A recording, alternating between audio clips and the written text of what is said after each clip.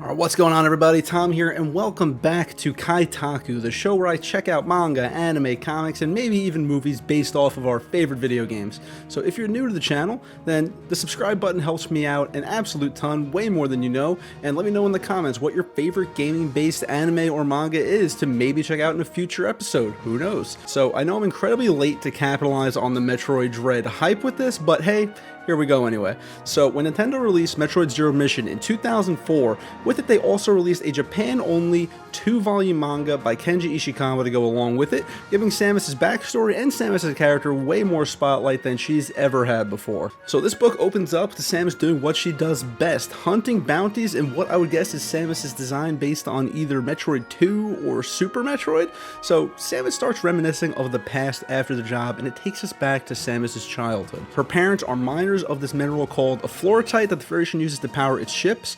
Naturally, this mineral is in high demand, and first the Chozo drop by trying to get some for themselves in order to chase down something that they're calling Metroid. Big Daddy Aaron denies them and they're sent on their way, but of course, this is chapter 1. Something horrible has to happen, and it looks like the space pirates were following the Chozo, and then they decide to try and take the fluorite for themselves.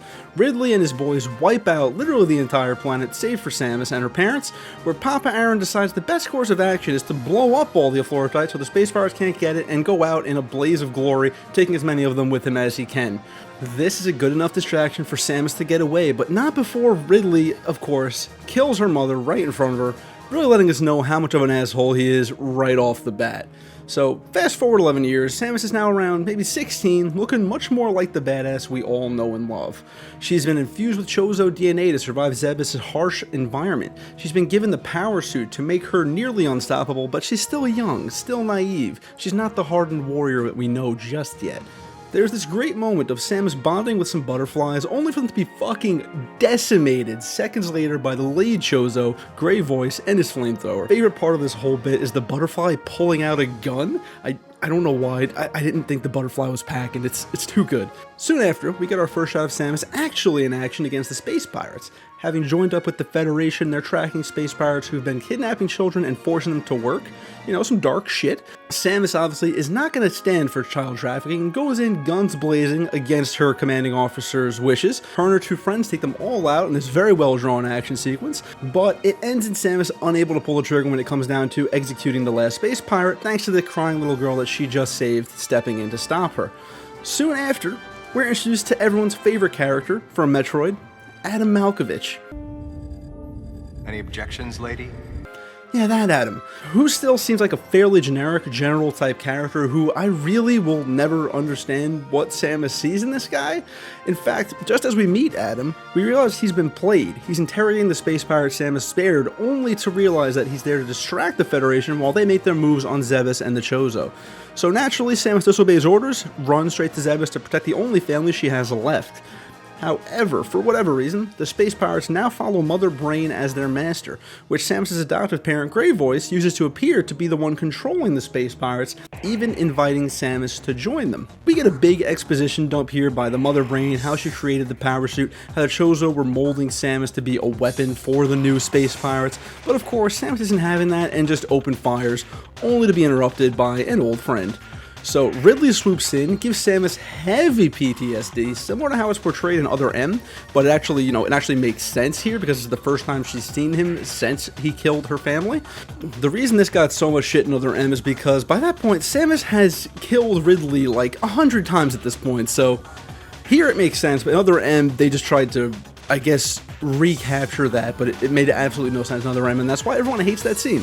Good boss fight though. But moving on from the Other M tangent, I love how Ridley is portrayed this entire manga. He's just straight evil, murder-loving, shit-talking asshole, and he's very entertaining and probably the highlight of this entire thing, honestly.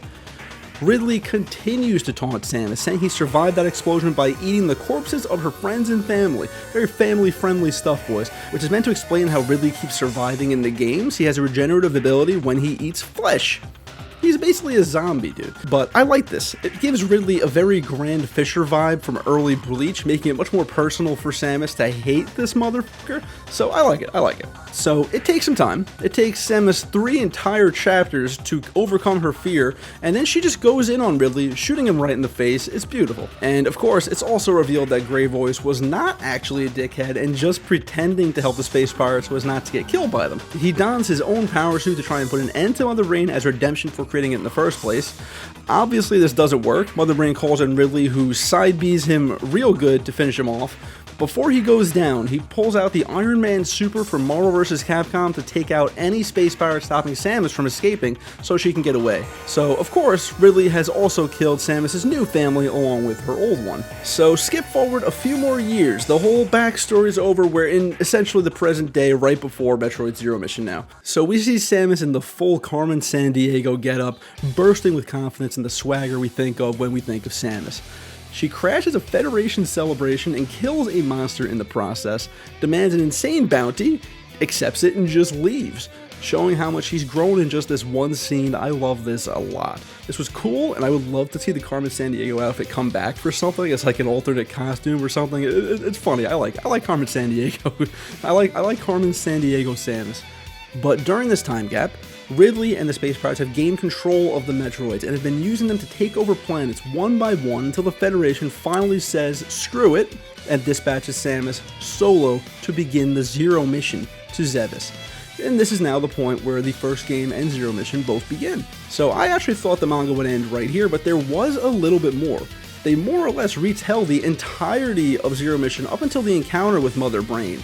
It was kind of awesome to see the manga version of Samus vs. Kraid, Samus finally beating and overcoming Ridley, and it ends on Samus rushing down Mother Brain and an army of Metroids, leaving us to play the game to see how it ends. So I'm gonna be honest, I had no idea what to expect here, but they showed off Samus' backstory in a way that I was not expecting. They didn't hold back on the brutality of the space pirates, and I especially love how much of a bastard Ridley's portrayed as.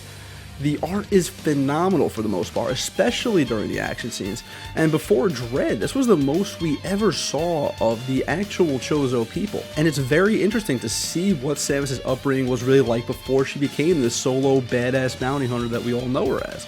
If you've ever been remotely interested in Samus' backstory and have a few hours to kill, it's an entertaining read with some great art and a great focus on Samus as a character. I'd recommend any Metroid fan check this out. Whether you just got into the series with Dread or been playing since the beginning like me, it is absolutely worth your time. So this was kind of a very quick review of the Metroid Zero Mission manga. Thank you so much for watching, guys. The Kaitaku series has been something I've been wanting to bring back forever, and I want to get to the point where I can do these way more often. So guys, if you have any suggestions for the next one, drop it in the comments below. I'll gladly look at it. And if you enjoyed this video, like the video, please. It helps me so much. And last but not least, subscribe if you want to see more of this. I've been trying to kind of up the quality lately. I hope it's been noticeable. Thank you so much for watching, guys. This has been Tom, and I will see you in the next one. Till then, everybody.